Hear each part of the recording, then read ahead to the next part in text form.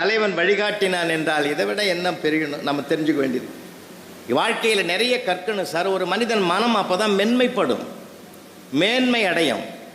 இந்த மனம்தான் மனிதனை தீர்மானிக்கிறது இல்லைங்களா? மனிதனை தீர்மானிக்கிறது. சிரவணனுடைய பெற்றோர் பக்தின்ற ஒரு புத்தகத்தை தான் வாங்கி அப்பா பிள்ளைக்கு கொடுக்குறாரு இல்லையா?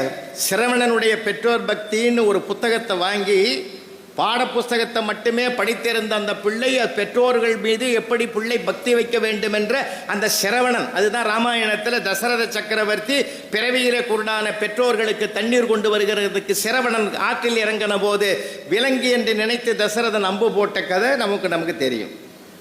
அந்த சிரவணனுடைய பெற்றோர் பக்தி என்ற புத்தகத்தை வாங்கி கொடுத்த உடனே பக்கம் பக்கமாக ஒவ்வொரு எழுத்து விடாமல் அந்த பிள்ளை படித்து உள்வாங்கினான், சின்ன பிள்ளைய.